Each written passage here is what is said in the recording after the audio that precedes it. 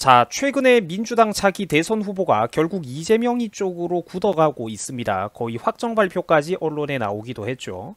자, 그런데 최근 이낙연 측에서 사실상 이 경선 결과에 불복한다라는 재미있는 의사를 밝혀버려가지고 현재 언론에서 많은 논란이 되고 있습니다. 자, 이낙연 측은 최근에 공식적으로 이의 제기 신청까지 하면서 과거 정치사에서 있었던 4.4.5입이라는 얘기까지 언론에 나오고 있어요. 자, 이것과 관련되어 있는 소식을 제가 간단하게 한번 알기 쉽게 정리를 해봤습니다. 자, 지금 민주당이 처해 있는 상황은 대충 이렇게 돌아가고 있어요. 자, 민주당 경선 후보들이 원래 이렇게 이낙연이나 이재명 같이 유명한 사람들만 있었던 건 아니죠. 원래 좀 비율이 적었던 정세균이나 김두관 같은 군소 후보들도 있었는데, 자, 저 양반들이 현실적으로 이게 가망이 없다 보니까 그냥 중간에 중도 사퇴를 했습니다. 자, 그런데 두 군소 후보가 사퇴를 하게 됨으로써 그 사람들이 받아갔던 몇만 표의 처리 문제가 곤란하게 된 겁니다. 자, 이들의 표를 지금 무효로 볼 것이냐 아니면은 유효한 것으로 볼 것이냐에 따라서 지금 민주당의 이재명과 이낙연의 운명이 왔다 갔다 하는 그런 상황입니다. 자, 만약에 정세균과 김두관이 사퇴하기 전까지 받아갔던 그 수만 표를 무효로 처리하지 않고 유효한 것으로 군소 후보들이 받아간 거를 유효한 표라고 처리한다면 이재명이가 최종적으로 득표한 그 총 득표 수가 과반에는 미치지 못한다라고 해요. 49.3%라고 합니다. 자, 그리고 1위 후보자의 득표가 만약 이런 식으로 혼자서 과반이라는 압도적인 수치까지는 안 된다면 민주당의 1위, 2위 후보 간에는 결선 투표를 또 한 번 치르도록 규정이 되어 있다는 겁니다. 자, 정세균, 김두관 후보가 얻어갔던 이런 표 등은 대략 28,399표라고 해요. 자, 그런데 이거를 전체 투표자 수에서 제외를 해버린다면 이재명이가 최종 득표율은 50.29%로, 그러니까 지금 이 군소 후보들이 받아갔던 표를 그냥 무효표라고 깔끔하게 무시를 한다면 이재명이가 받아간 표가 50.29%로 정말로 아슬아슬하게 과반으로 턱걸이로 끝내고 게임을 종료할 수가 있다는 겁니다. 자, 그러니까 이재명은 지금 여기서 더 이상 군소리가 안 나오게끔 끝을 내고 싶은 거고, 이낙연은 반대로 어떻게든 이거를 기회로 삼아가지고 여지를 한 번 더 가져가고 싶어하는 뭐 그런 상황이라는 거죠. 자, 다만 사실상 현 민주당의 지도부나 민주당 선거관리위원회 측에서는 특별히 중대한 하자가 없는 이상 이 결과가 바뀔 수는 없다라고 선을 긋고 있는 상황입니다. 뭐 솔직히 사실상 이재명 쪽에 기울어 있기는 하죠. 거의 이걸로 확정이 될 것 같기는 합니다. 자, 결국 그러니까 논란의 핵심은 정세균이라든지 김두관 같은 중도 사퇴했던 군소 후보들이 받아갔던 바로 그 소수의 표. 그런데 이 사람들이 처음부터 사퇴한 거는 아니고 중간에 중도 사퇴를 했으니까 그때까지 받아갔던 표는 정당한 유효표로 봐야 되지 않느냐. 뭐 이런 주장들이 나오고 있고, 또 혹은 반대로 어쨌든 나갔으니까 싹 다 무효로 처리해야 된다. 뭐 이 부분이 현재 민주당 안에서 논란의 쟁점이 되고 있다고 보시면 됩니다. 자, 결국 저 얼마간의 표를 합산하느냐 마느냐에 따라서 이재명의 득표가 50% 극초반 턱걸이로 과반에 되기도 하고, 반대로 불리하게 해석하면은 49.31%가 돼가지고 아쉽게 과반이 못 되는, 그래서 결선 투표를 할 수밖에 없는 뭐 그런 상황이 된다라는 거죠. 그래서 현재 양 진영은 서로 이 경선 결과를 놓고 팽팽하게 대립하고 있는 상황입니다. 일단 아무래도 유리한 입장에 있는 이재명 측과 민주당 지도부 측에서는 민주당 20대 대선 후보자와 관련된 특별 당규에서 59조 1항을 강하게 주장하고 있습니다. 요 빨간 글자인데 어떤 내용이냐면은 경선 과정에서 후보자가 사퇴하는 때에는 해당 후보자에 대한 표는 무효로 처리한다라는 부분입니다.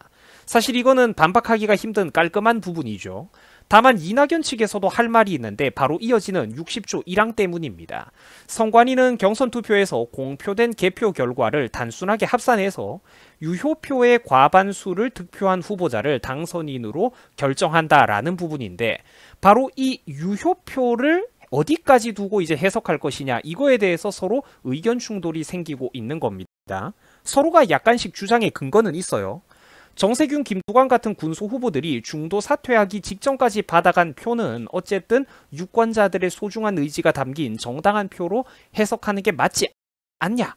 거기에 따르면은 지금 이재명이가 최종 득표한 거는 50% 턱걸이가 아니라 49%로 적으니까, 과반이 안 되니까 한 번 더 우리는 이 기회를 가져가야 된다. 뭐 지금 대충 이렇게 이낙연 측에서 주장을 하고 있는 겁니다. 지금 그러니까 대충 이 사람들이 무슨 갈등을 가지고 있는 건지 여러분들 대충 판이 짜일 거예요. 자, 어쨌든 그래가지고 이낙연 측은 뭐 이런 논리들을 근거로 무효표 계산 방식에 대한 이의 제기를 공식적으로 지금 당에다가 접수까지 하고 항의를 하고 있는 그런 상황입니다. 이 판이 아주 재미있게 돌아가고 있죠. 그리고 시청자분들께서도 한 가지 꼭 기억을 하실 만한 내용이 있습니다. 사실 불과 얼마 전까지만 해도 민주당의 경선 상황은 이재명 측에 크게 유리하게 돌아갔던 게 사실입니다.